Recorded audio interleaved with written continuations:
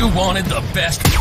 You've got the best podcast, the hottest podcast in the world. The Chris Voss Show, the preeminent podcast with guests so smart you may experience serious brain bleed. The CEOs, authors, thought leaders, visionaries, and motivators. Get ready. Strap yourself in. Keep your hands, arms, and legs inside the vehicle at all times, because you're about to go on a monster education roller coaster with your brain. Now, here's your host, Chris Voss. I'm Chris Voss here from thechrisvossshow.com. There you go, ladies and gentlemen. There are latest things that makes it official. Welcome to the big show. We certainly appreciate having you guys. As always, the Chris Voss Show is the family that loves you, doesn't judge you. But remember, we do not loan you money. Stop asking, eh? Go to goodreads.com/Chris Voss, LinkedIn.com/Chris Voss, Chris Voss 1 on the TikTokity, and all those crazy places that we have there on the internet. Today we have an amazing young man. We're going to be talking about life, politics, immigration, and some of the stuff he does in his work with immigrants, et cetera, et cetera. We have Michael Hendricks joining us on the line. He grew up in a family dedicated to serving others. When he was 7 years old, his parents moved him and his 6 siblings with them to Mexico, where they worked as missionaries. It was there in Mexico that Michael learned not just to speak Spanish, but to serve others through the church, to work hard and love people. Boy, he must have met people that are different than the ones I meet on Facebook. No, I'm just teasing. Over the years, he has been well-versed in international politics and economics. Michael developed a unique understanding of the importance of culture and family. Welcome to the show. How are you, Michael? I'm doing super awesome. Thank you for having me on, Chris. Super awesome. Yeah, yes, sir. I love that. So give us your .coms. Where can people find you on the interwebs? So I'm all over different socials. We have thousands and thousands, tens of thousands of followers. But primarily alcanza.com. You can get all my different links there for my socials. But alcanza.com, that's ALLCANZA.com. There you go. So give us a 30,000 overview of what you guys do there. So you know what TurboTax does, Chris, right? Uh-huh. Yeah, it just helps you simplify and process your taxes for those who are able online digitally. And we created the system that does that for immigration. That's the 30,000. Oh, wow. There you go. And so what services you provide there? I see a lot of variants on the website. Yeah, so we do right now. We specialize. We've offered, because it takes time to build this out. I mean, the government has been trying to do this for 20 years, and it only has 7 processes digitized. Whereas we now have 32, and we've been at it for the automation process, building the back end, right, and then actually building the processes on top of it. We're already at 32 in about a year and a half. It takes me now about 2 to 4 weeks to build out a new process. But primarily, we're focused on family-based immigration, victim-based immigration, asylum-type immigration, refugee, right? And court-based some court-based applications for immigration where you don't need an attorney to submit it. So those are what we primarily focus on right now. People who've been victims of crime in the U.S. or domestic violence, they get special visas. Children that have been abandoned or abused by their parents get special visas. We have all those included, and usually we're at about 50% less than you'll pay with a traditional attorney, but you get an attorney review with the process. Ah, there you go. And you can deal with that. Yeah, immigration's kind of an interesting topic right now. I guess maybe that's the word to say. It's definitely challenging. Is it in your opinion? Is the flow of immigrants coming to this country really as out of hand as they're mucking it up to be in politics, or what's the reality on the ground there? Oh, 100%. Yeah. So I live on a border state, and it is very true. We've seen hundreds of thousands, millions actually, of people come through, and they've tried to stem the tide. There's certain policies that come into place that then are encouraging people to come to the border, run to the border. That happened under the last 3 presidents, so it's not unique to this president, Obama, Trump, and now Biden. And it'll continue to happen. The fact is as the world gets more dangerous, because it is, you have Central and South America tending back towards, in some places, you got El Salvador is kind of an anomaly. Argentina is a little bit of an anomaly, and what happened in Brazil is a little bit of an anomaly. But most of Central and South America has tended back towards socialism. And so under a socialist regime, you start seeing consolidation of power in an elite group. It's really more egalitarian than it is socialism, right? Because you have an elite group that holds a lot of money and power, and they're the ones that determine who get it. And if you're a have-not, then you can't get access to the have. And so they start using military might, like in Venezuela, to quell any people that would speak up against them. Very similar we saw in Cuba and we still see today. And so they have to flee somewhere. Well, the land of promise is where they flee. And I'm going to tell you, for these Venezuelans especially, that's hard. Their country was one of the top economies in the world. They were wealthy. Their cities are beautiful. Their country is beautiful. Their culture is great. They're a little forward, in my opinion, like really like pointed. But other than that, the culture is awesome. And for them to have to flee their country, this is a really hard decision. Many didn't even want to apply for asylum because with asylum, if you get it, you can't go back or you lose it. So yeah, it's very difficult for people. I didn't know that you lose your citizenship in other countries when you accept it.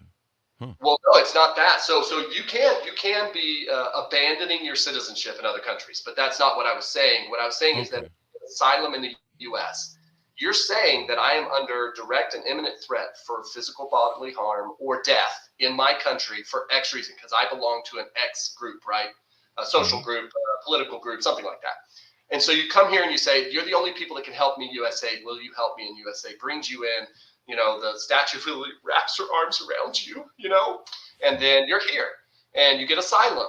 Well, if you go back to your home country, that means you are intentionally availing yourself to the threat that you said that was against you, which makes the government believe it's not a true threat. Therefore, they rescind the asylum, rescind your asylum authority or authorization.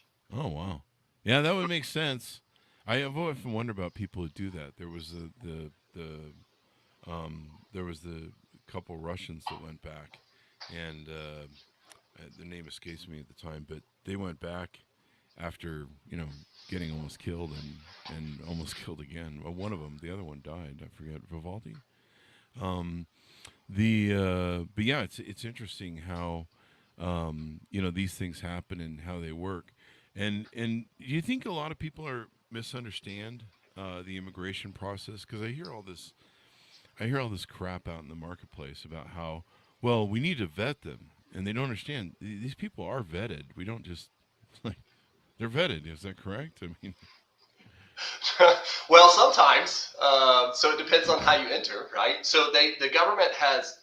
The problem with the government is the government, right? They're going to pay $5,000 for a toilet seat that should cost $20, right? That's their problem. So they're ineffective for the most part, and I'm not just talking about the U.S. government. I'm talking about most governments around the world. Oh yeah.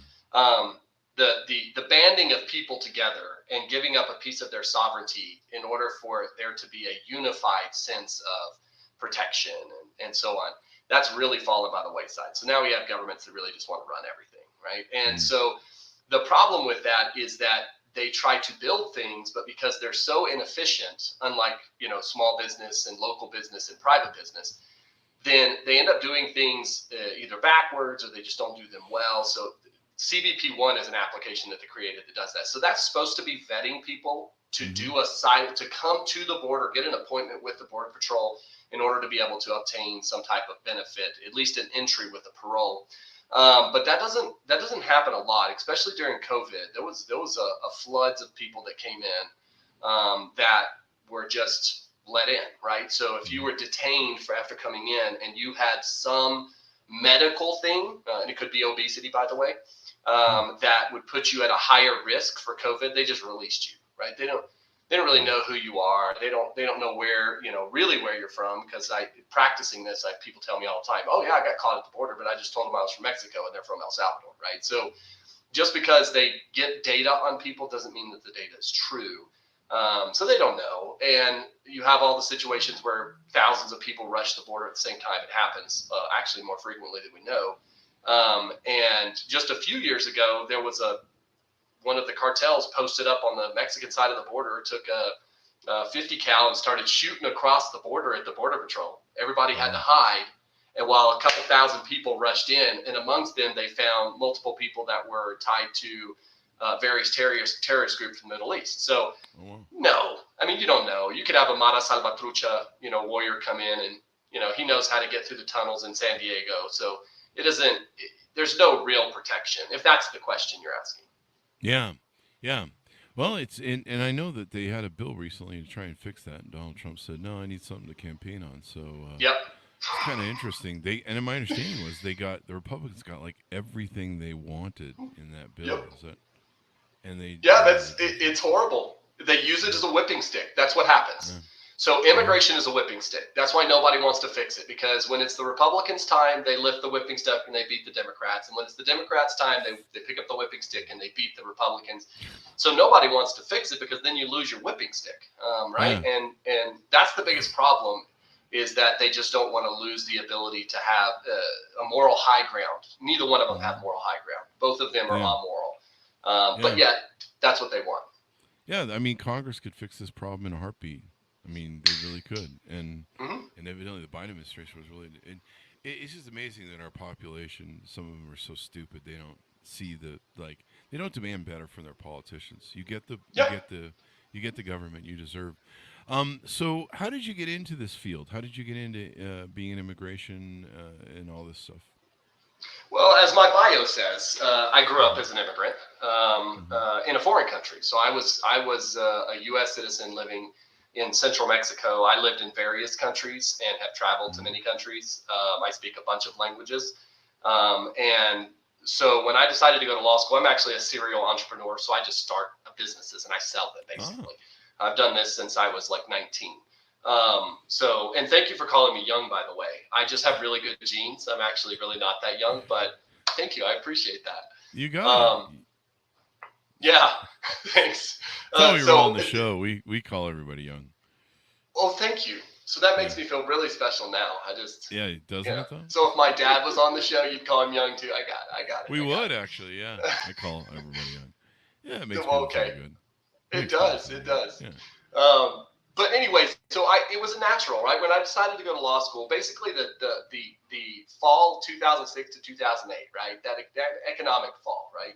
Mm-hmm. Everybody felt it. I felt it a lot less than a lot of people, but I did decide that I would like to do something that was investing in something more than just, hey, I can make money. You can make money at any time. I mean, we live in the U.S. If you really want to try, you really want to do it, you can make money here.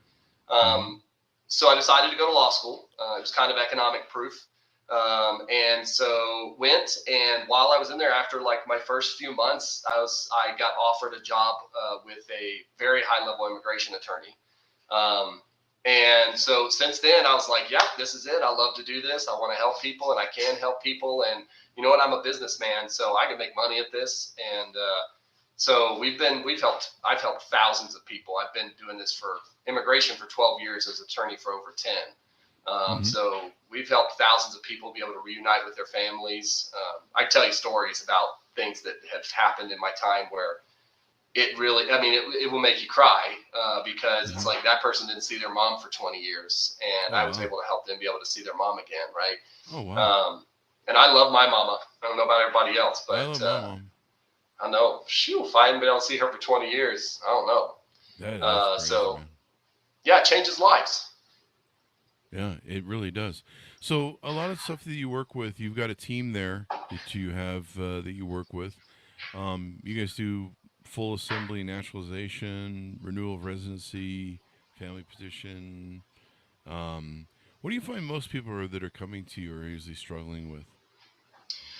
Asylum's a big one recently because so since people need asylum, so I if you'll give me a moment, I'll tell you why the system is broken too, especially in asylum. But before I get there, so asylum, we have it about 50% less than any attorney.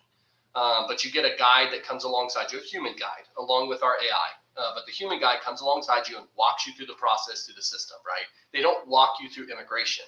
They walk you through our system. And so that's where we kind of draw that line. And then you have an attorney that receives the packet after it's gone through with you and the guide, goes to the attorney reviews it for completion. Not accuracy, it's up to the guide and the person to put their information, their name and stuff like that incorrectly, their date of birth. But the attorney's reviewing to make sure all the spaces are filled, there should be, all the boxes are checked, and then verifying that all the documentation that should be included is there. And then returning with corrections. Hey, correct this, add this, subtract this, whatever. So it really helps people, and it's at $1,500 as compared to the minimum that I've ever heard is $3,000. And that's with no representation in court. We're just talking about the documents in the packet. So we're helping people that don't have access. And so VAWA is another one. VAWA means Violence Against Women's Act. And it wasn't just created for immigrants. It was also created for the Indian population, American Indian population, when they were having, there's a lot of crime by non-Indians on tribes. And if the non-Indian leaves tribal lands, then the tribal police can't go after that non-Indian person, even if they beat the crap out of their, girlfriend or the person they're sleeping with. Wow. So this was created for a lot of reasons, but it does help immigrants. If you're the victim of domestic violence by certain family members, you can get a green card if you're so eligible. And so this really helps a lot, and we've been able to help people because even the places that do this low bono don't charge what we charge, and they don't have attorneys on staff usually. So we're faster, we're more transparent. It's just better, right? And it's just like any innovation. I don't fill my taxes out in person anymore. Why? Because I can go put my information in TurboTax, and every year it keeps that information in perpetuity, right? And I can just re-up it. But that's really what we're seeing the most of right now. We get a lot of green card applications from U.S. citizen children to their parents. So we get a lot of that. But we've already done thousands of applications. If you heard me, I said I've done thousands of applications in my 10 years as an attorney. And just my automation went live in January, and we've already done 1,000 applications since then. Oh, really? Wow. Yeah, so it's taken off. And I'm about to ink a deal with one of the largest Hispanic supermarkets in the country. And they're going to have one of our automated kiosks in all their stores. You got a kiosk now we'll for immigration? Wow. Yes, sir. A live agent on the kiosk. All they do is walk up. It's like a mirror. They walk up and they're just like, boop, boop, boop. And they talk to somebody. The person's like, hey, we can help you out. Let's do an eligibility quiz. And it's sick. That is crazy. That is wild. It's amazing. Yeah. It looks like you also do green card stuff. So if I need to get me one of them Russian brides, you can take care of it there, I guess. As long as you've identified your Russian bride. I am not a SVM, which is a matchmaking service.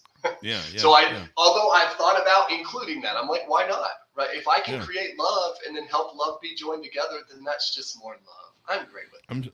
I'm surprised Amazon hasn't picked that up yet and sold it on their website. Wouldn't that be funny? Why not? Everybody knows that it's like, hey, just put your profile in and we'll connect you. I mean, it's not. On. You can buy diapers, soda, and a Russian girlfriend. And a wife. Yeah, that's right. Just get her all in one. Yeah, come on, Jeff. Can we work on that? We need to get that on board. So there you go. What are some misnomers that people don't understand about immigration? Like I referenced before, a lot of people, I'm not sure they have all the accurate data, and they seem to get most of their news from memes. So there's that. Yeah, well, isn't that how the world works today? Isn't that Pretty how we all much. get our information? Pretty much. I found about this podcast through a meme I saw yesterday. Me too. That's it. Wow, coincidence. I wonder if it was the same meme. Might have been. I don't know. But there are misnomers. There's huge misnomers. The huge misnomers about the process and how it works and how you can just automatically walk to get your citizenship, or people that are coming across the border undocumented, like the people that we were talking about earlier, the droves of people that they're just getting status right away. And none of that's true. In fact, for a U.S. citizen brother petitioning a brother from Mexico, it's a 23-year wait. That's not immigration. Shit. That's 20. That's a jail sentence. I mean, that's a prison term.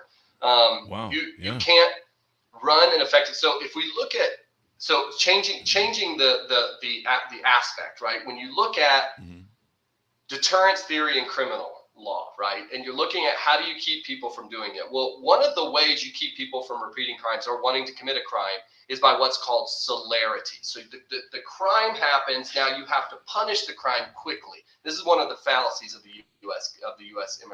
Justice system, is we don't do anything quickly, especially state courts. Federal courts are a little bit better. So that's also a problem with immigration. If you can't process things in a timely manner, all you're doing is pushing people to do things in their own time.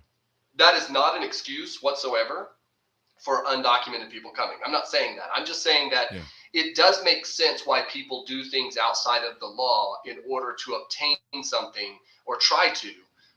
because the way the system works, right, it's so broken that it can't really fix things in a timely manner. So I'll give you an example. If a U.S. citizen child right now petitions and asks for an adjustment of status, which means they go from this parent had to have entered lawfully or be eligible under certain provisions, right? Entered lawfully, now the kid's 21, a U.S. citizen, wants to take their parents from this overstayed, whatever they've overstayed, their tourist visa, to a green card. And they're clean, no criminal history, no issues, no fraud, no nothing, right? This is a clean case. It can take up to 18 months to do that. But why? Why does that did it take you 18 months to figure out their kid is their kid? I mean, did it take you 18 months to get a report from the FBI that said they don't have any criminal history? Why? And it's because the government is so feckless that, especially in immigration. Now, IRS has been doing this a long time, right? The IRS has had APIs for digital processing for years. Why? Because you won't pay them their money, right? There's an incentive. Whereas immigration it's a benefit. Well, then they're like, well, we're not super worried about it, man. We're good. And so they just kind of let it go. And so you have this huge backlog. So the misnomer is that people just go from nothing to something like this, right?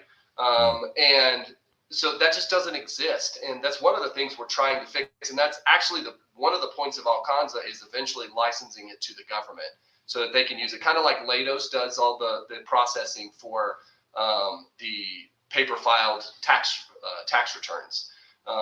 So we want immigration to be done through Alcanza, and it's a third party. We're better at it. Just let us do it. You guys do what you do, which I'm not sure what the government does well, but nevertheless, you do what you do, and we'll do immigration. So how about we just shake hands on that, and you pay us, what we need to get paid. There you go. That sounds like a healthy way to do things.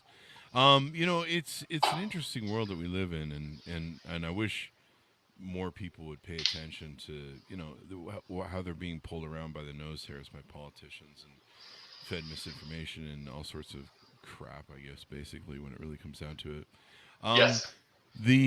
What are some things that we haven't talked about that people should know about your business, what you do, how to do it, how to approach you for help, et cetera, et cetera? Well, obviously they can go on to alcanza.com to approach us for help. But we're doing a lot more. We're starting to open regional centers all around the country, which will allow people to get classes for English, right? So still in the U.S., I mean, I don't know, most people don't know this. We don't actually have an official language in the U.S. There's no official language. There's no codified official language in the U.S. Yeah. Did you know that? I did not know that there was no codified. I mean, my grandfather was an immigrant from Germany. I don't believe in, this is American language. And we're a lot of people call us the melting pot, right? But I say that we're actually the tossed salad because we do have people that come, and just like lettuce maintains its consistency, but yet it's part of the whole. People maintain their culture, and I want that. I want people to maintain their culture because I think that culture is beautiful, and how it interacts with other culture, I think, is beautiful as well.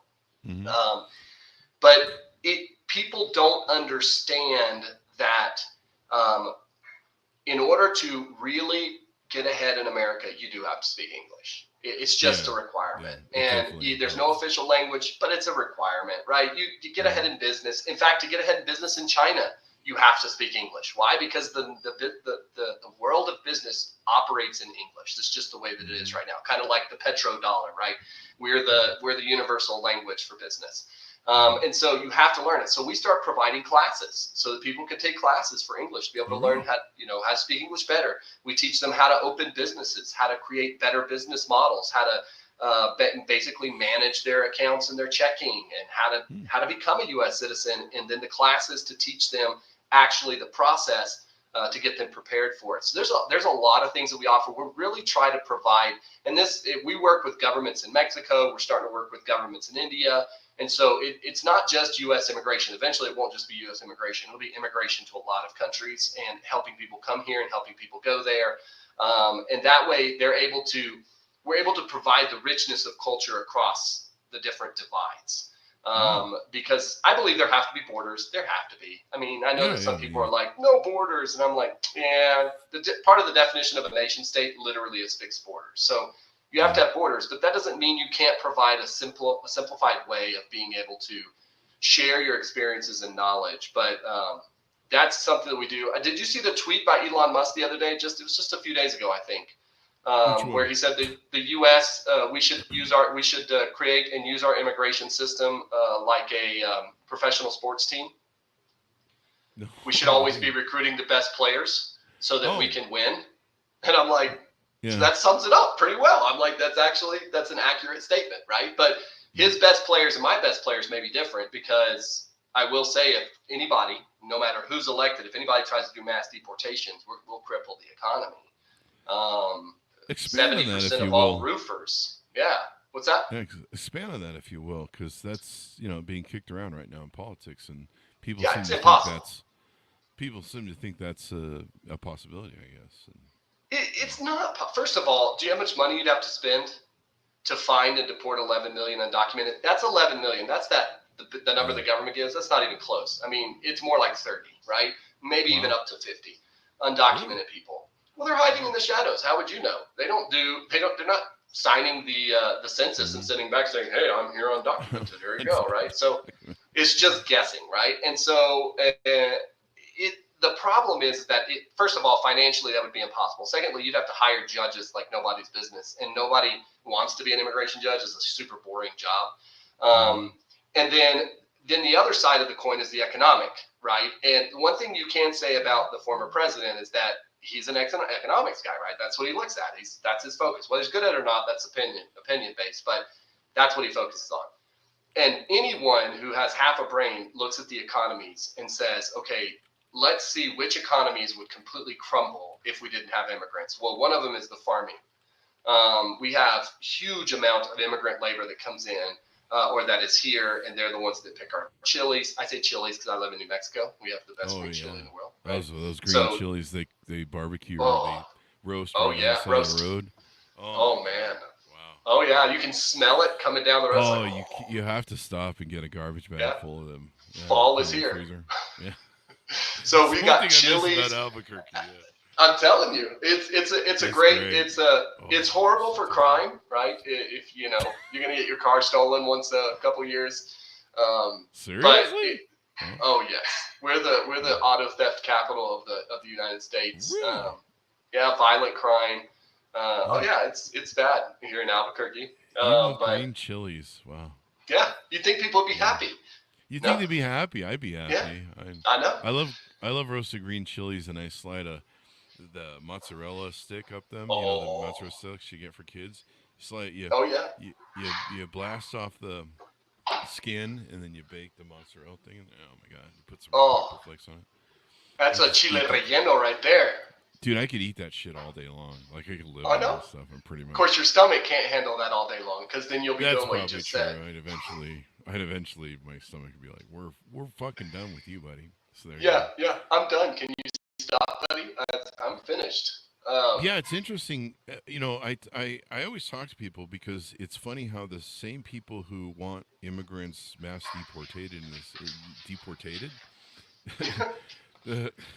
I had COVID 3 weeks ago. I'm still getting over it. There it is. The people, still trying to get my voice back. The people that want the mass deportation, they're the ones complaining about the prices of food and stuff. And I'm like, do you understand how much the migrants help keep costs low for food? Like if you're complaining about inflation now and you want to deport all the migrants, you don't know what's coming, do you? You won't get food, right? Because scarcity, right? So then all of a sudden the cost will go up, and then the demand will continue to be the same, but the cost will go up, and there will be scarcity, which means that the economy wouldn't provide you as a lowly you the product that you're looking for. But for instance, 70% of all people that do roofing, just take the industry of roofing, right? Yeah. Huge industry, take it. 70% are immigrant. Wow. Out of that 70%, 50 total percent, which is 50% of all the group, they're undocumented.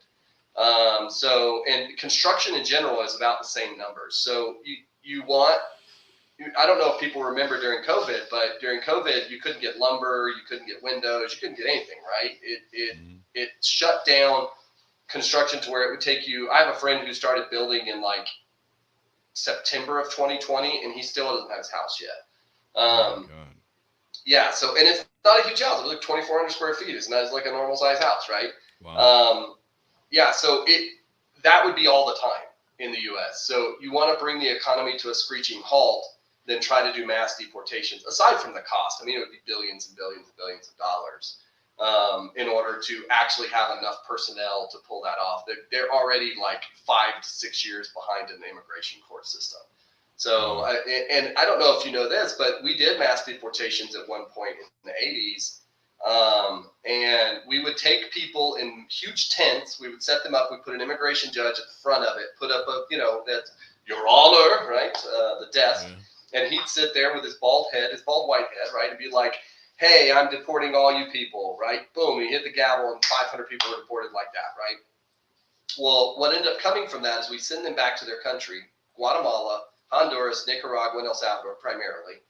And that was the few years that the Mara Salvatrucha was come up, the MS-13. Most people don't know that. Oh, yeah. So Mara Salvatrucha is actually from El Salvador. They were there. And what happened was you sent them back to a country that had nothing and was just devastated by war. Soon enough was going to be devastated by earthquake, right? And devastated by hurricane. So you sent them back where they had nothing. So what did they do? In order to make money, they started stealing from other people. Well, then they got good at it. And then they moved. They migrated from there. Now the whole setup is in Cancun, Mexico, in Quintana Roo. So when people talk about having problems like, oh, you have this MS-13 gang member just killed 5 people in an IHOP, it's like, well, you know that we kind of caused that. Yeah. Like with Libya and Gaddafi and his son. I mean, there's story after story after story where if you really start, that's the reason I'm so down on the U.S. government. I love the USA. Don't get me wrong. I believe red, white, and blue. I just don't like the government. Either side. You know, I've often talked about that, and I guess maybe you can confirm that. You know, I grew up starting with reading 1,000 Days, Schlesinger's book on John F. Kennedy's thing. And then since then, I read about all the mucking about we've done in South America. We've created the problems we have now in South America over the last 100%. 40, 50 years. I mean, Reagan's bullshit. Yeah. And what was it? It starts with an E. The Contra, Nicaragua. Then what was the big massacre that we helped propagate? It was in Ecuador. I forget. I don't know that one off the top of my head. Maybe I have the wrong country. But you know, we. Well, I know Mexico had a huge massacre, but that wasn't us. That was the Mexican government. They killed a bunch of students. People still don't even know where they are. Really? Yeah, this happened in multiple countries. And most of it has to do with U.S. government interests, right? We may not have been directly involved, but we were the catalyst for a lot of it. And so, you look at the whole time that we were in El Salvador and Nicaragua, and the time we were in Colombia, the war on drugs. Don't get me started on the war on drugs. The war on I actually like Reagan, but the war on drugs is the dumbest thing we could have ever done.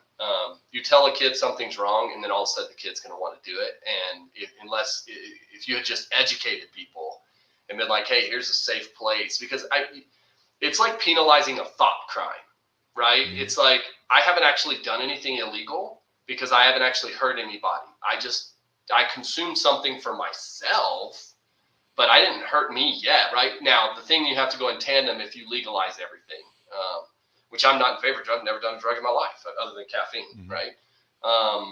But if you legalize it, well, then you can make sure that it's safe and that people have places to go. But you have to take away the healthcare aspect, where if somebody shows up and OD'd, you can't just provide free healthcare, because it's like, well, now you are hurting the system.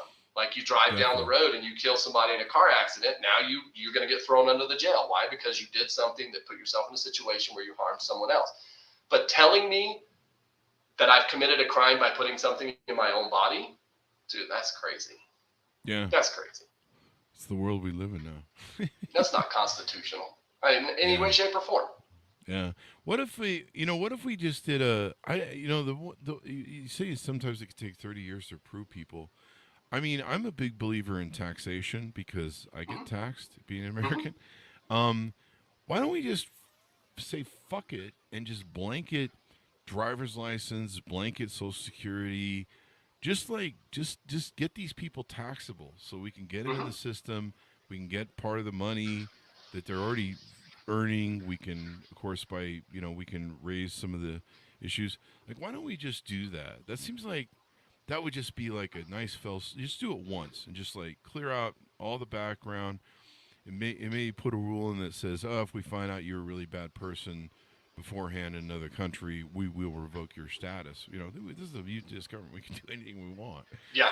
But it seems like that's really the thing to do at this point. At least to eliminate the backlog and start over. Maybe, I don't know. So what you just said, you sound like Reagan. What you just said was exactly what Reagan did in 86. So he set an amnesty in place, and what he told at that point, he was a Republican president and Democrat Congress, right? And he said, we'll do amnesty, but you got to secure the border. Because what happens is if I tell you, hey, eventually if you come in, if you wait long enough, eventually I'm going to give you a status, right? Then what happens? Everybody's like, I'm going to America, right? I'm going to Disneyland. So they come in droves, right? Because they're like, eventually they're going to wear down and they're going to give me a status. So you have to do it in tandem with something else, right? You have to improve the immigration system overall. You have to improve the border, which, by the way, technology is better than a wall. In remote areas, a wall is great because it actually keeps people from getting in as long enough for somebody to arrive or technology to alert. But in most areas, you don't need that, right? You need technology that senses stuff and so on. So they're doing some of that stuff, and that's fine. But you have to have it in tandem with other things, border security, but you also have to improve the immigration system overall. And here's the problem. There's a guy that does he's on YouTube, and he does speeches where he shows the population of the world in marbles, right? I don't know if you've ever seen it where he puts a marble I think in. I have, yeah. I think I've seen that. So, and he shows how if you were just to say, hey, we're going to make immigration processing just open, right? Like we're just going to, if you apply, you're going to get approved. It may take a little while, but you're going to get approved. So he shows how that's not possible, because what happens is you end up having one part. It's kind of like a virus. A virus runs to one spot, right? And then consumes all that's good about it and then has to leave because there's nothing left there, right? And we see this. So we see this in geography. And in topography in Mexico. So I don't know if you've ever been to the pyramids in Mexico. Have you ever been to any of the pyramids in Mexico? No. Okay. So there's a pyramid group called Palenque. Palenque is in Chiapas, Mexico, and it was discovered about 50 years ago. Some white guys like chopping through the forest and, there's a pyramid, and literally a whole grouping of pyramids that was consumed by not the forest, the jungle. And what it was is the Mayans, the expert builders and engineers that they were, that this is what they would build. So what they would do is they would settle in an area, they would take down all the forestry, they'd put up their pyramids and set up their civilization. But within about 50 years, that's a rainforest. It rains all the time, which means if the rain is falling, the topsoil, if there's no trees to help slow it down, the topsoil flows away, and then you can't grow crops there anymore. So after 50 years, they had to be like, crap, we have to move to another place and destroy it, right? So that's exactly what they did. And that's exactly what would happen in America. So how do you fix that? You make it to where you have a merit-based plus family unity hybrid system where it's like, we still put some focus. You get rid of the brother to brother. That's not an immediate relative. Like, just don't have those petitions anymore. You're not going to petition your siblings. That's another family. But you can help your parents, you can help your kids, you can help your spouse, right? And so you consolidate a little bit more, and then you say, hey, if you are a person that's willing to work labor, and we need that labor in specific industries, then we're going to do it. Right now, they don't have that. They let you come in, but only in seasonal industries. So they're like, hey, we need people to pick chilies, but you can only be here for 6 months, and then you got to go home. And it's like, well, nobody wants to do that, right? A lot of people want to live in their home if they can come work and everything, but you do this after a while, and it's like, I brought my whole family. They've been raised here. We've been educating people. It's like the DACA kids. We're just going to throw the DACA kids out. We paid all this money to educate them, right? It was the school system. Yeah. I'm like, why are we going to send them somewhere else? These kids are great kids, right? But like you said, you have to really be strict on the criminal element, though. If you've committed, it's like me coming into your house without permission, and then you being like, hey, I'm going to be nice enough to let you stay, and then I start breaking your dishes, right? You're going to be like, what the freak, bro? Like, I let you stay in my house. I don't even know you, and now you're breaking stuff, right? So that's basically how it works. You got to find the people that are breaking the dishes, and you got to send them home, right? That's there's no question about that. I don't think anybody on any side of the spectrum has a question about that. But that combination, I think, would work. There you go. Well, let's get you elected in office and get you doing the things there. Socrates says, Plato says, through Socrates' is writing. Socrates says through Plato's writing, anyone who wants power should never be in power, because he doesn't want power to use for the good of his fellow man. He wants power for power itself. Oh. So I have no desire, unless one day I run for president. But other than that, I have no desire.